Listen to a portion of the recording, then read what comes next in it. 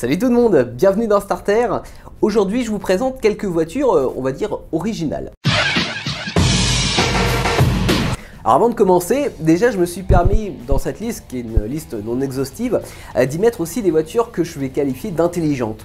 Intelligentes parce que par leur innovation technologique, par leur coût de fabrication, par leurs solutions techniques, ont fait qu'elles ont fait progresser l'automobile.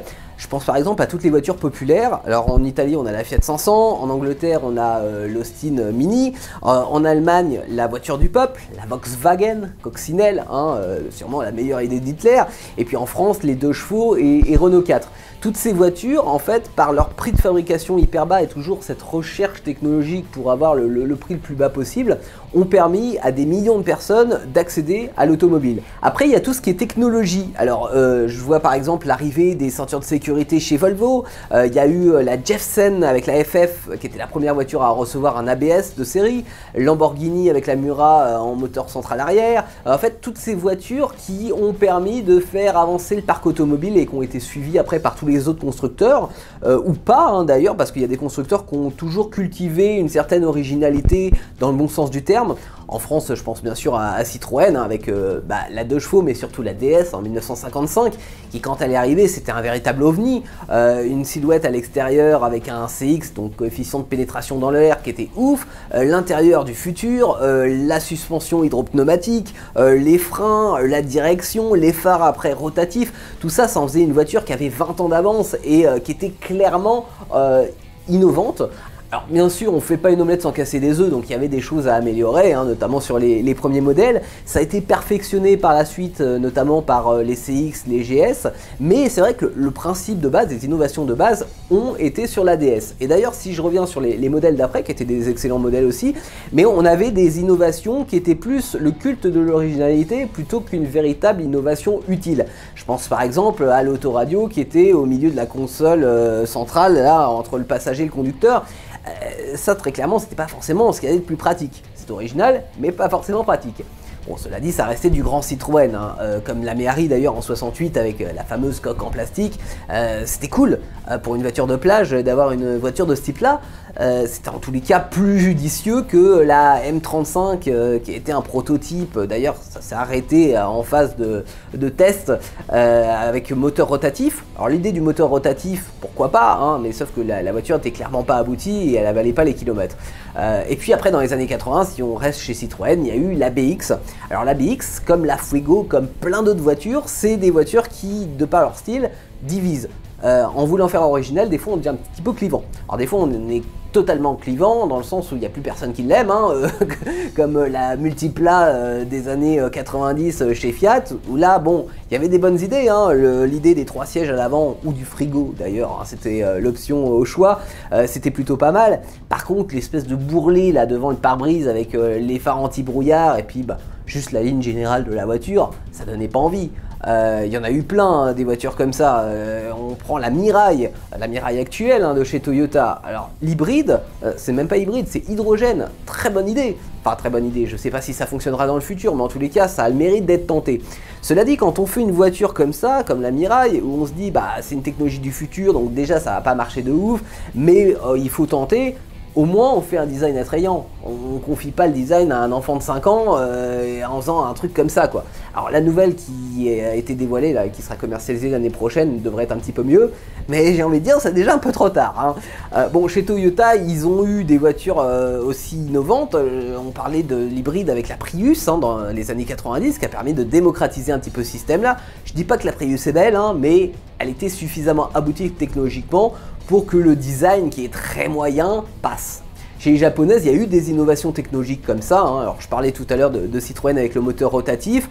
Chez Mazda, ils ont tenté aussi avec le RX-8. Ça a aussi été un bide. Non pas que le moteur soit mauvais, parce que ça prend 8000 tours, c'est plutôt sympa, mais ça consomme beaucoup et c'est pas très économique à l'achat. Donc finalement, est-ce que ça a un grand intérêt ? La réponse était dans les chiffres de vente, j'ai envie de dire.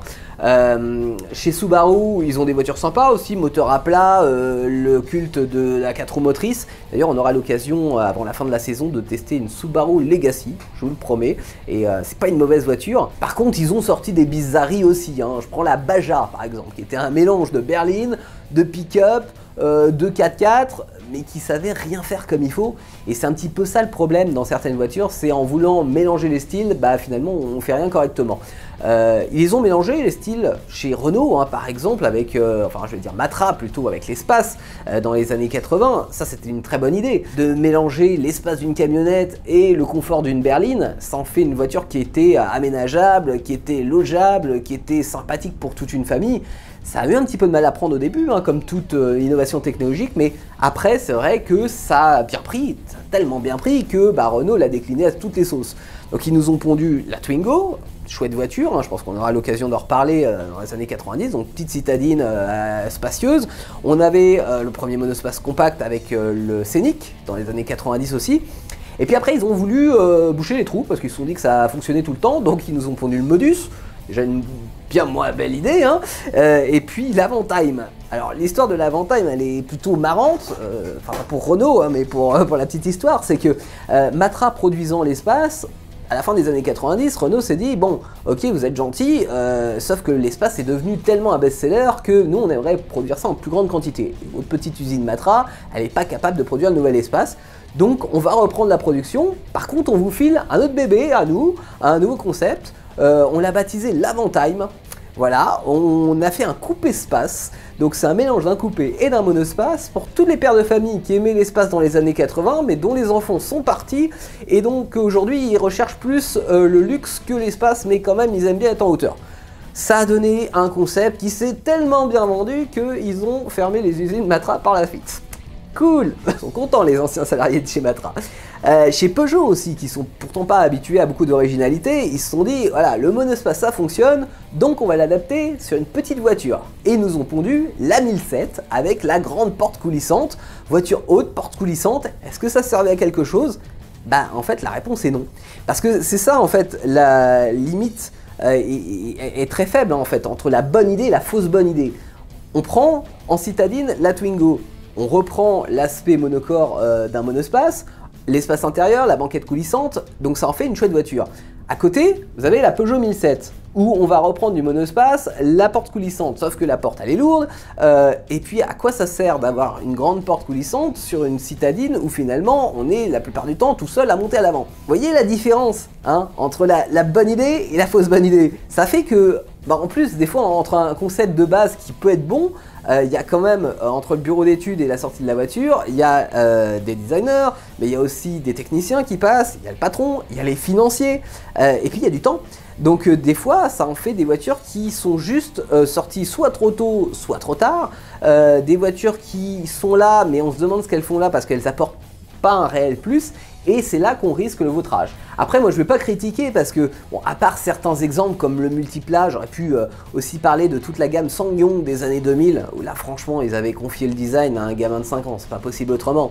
Bon, il y en a eu des voitures comme ça, mais ça représente pas la majorité, et il y a eu plein de voitures originales qui bah, malheureusement se sont pas vendues parce que simplement elles n'étaient pas en accord, soit avec leur temps, soit elles n'étaient pas abouties technologiquement, il y avait un hic. Ouais.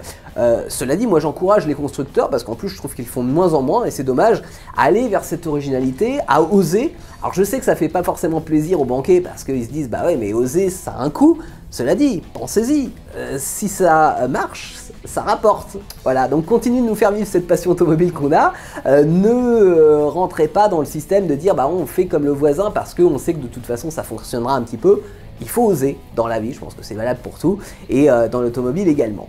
Voilà, c'était ma petite analyse automobile du jour. N'hésitez pas d'ailleurs, parce que c'était une liste, vous pouvez en rajouter des véhicules originaux. Si vous avez des idées dans les commentaires, faites-vous plaisir. N'oubliez pas non plus les podcasts à retrouver quand vous le voulez sur indestar.fr. Et puis nous on se donne rendez-vous très vite pour un nouveau starter. Sur ce, je vous souhaite une excellente semaine les amis. Ciao.